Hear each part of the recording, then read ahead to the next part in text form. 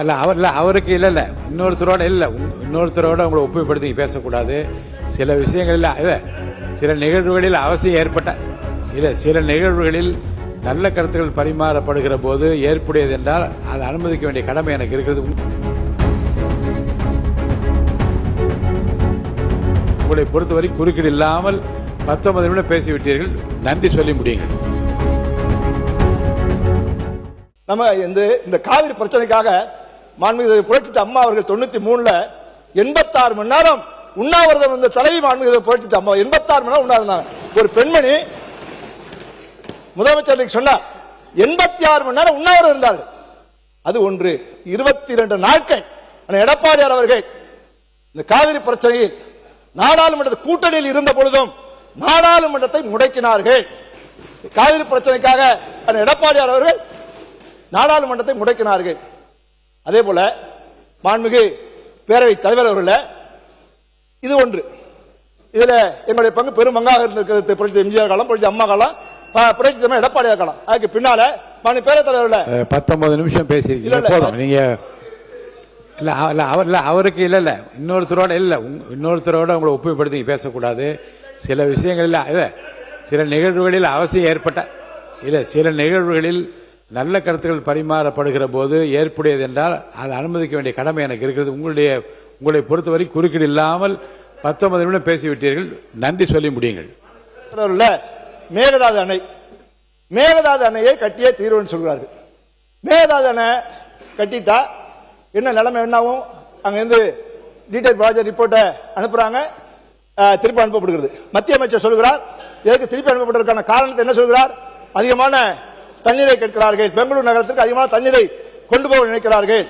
அதே போல புனல் மின்சாரம் தயார் செய்ய நினைக்கிறார்கள், அதனால திருப்பி அனுப்பியிருக்கோம் சொல்லி அமைச்சர் சொல்கிறார். அவர் ஆள் பார்ட்டி கூட்டத்தை கூட்டுறார். உள்நோக்கத்தோடு சிவகுமார் நடந்து கொள்கிறார். எனவே நான் முதலமைச்சரை இந்த அரசை கேட்டுக்கொள்வதெல்லாம் எங்களுடைய ஜீவாதார பிரச்சனை. காவிரியிலே மேகதாதுவில் அணை கட்டப்பட்டு விட்டால் காவிரி எங்களுடைய டெல்டா பகுதி பாலைவனமாகிவிடும். எனவே உடனடியாக அனைத்து கட்சி கூட்டத்தை கூட்ட வேண்டும். அனைத்து கட்சி கூட்டத்தை முன்னாடி நடக்காத நடவடிக்கை இல்லை. நம்முடைய மின்துறை அமைச்சர் சொல்வதை போல இதுக்கு முன்னால் இல்லாத நடவடிக்கை இல்லை.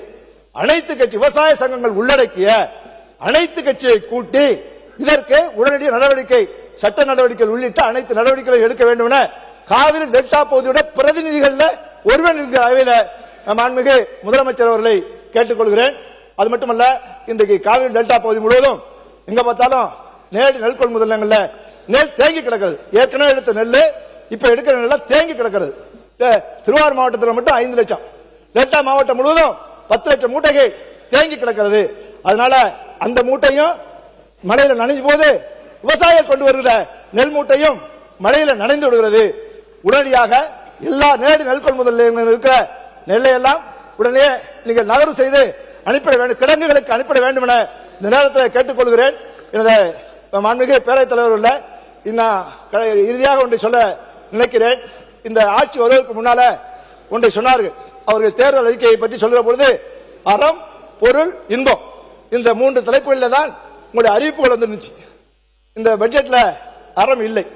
அறம் இல்லைன்னா நான் வேற மாதிரி சொல்லல. அறம்னா சொன்னதை செய்யணும்ல, சொன்னதை செய்யவில்லை. எந்த உங்களுடைய அறிவிப்புகள் எதுவும் நிதிநிலை அறிக்கையில வரவில்லை. அறம் இல்லை, நிதி ஒதுக்கவில்லை, பொருள் இல்லை. அறமும் பொருளும் இல்லாதால் மக்களிடத்தில் இன்பம் இல்லை என்பதனை தெரிவித்து நன்றி கூறி விடைபெறுகிறேன். வணக்கம்.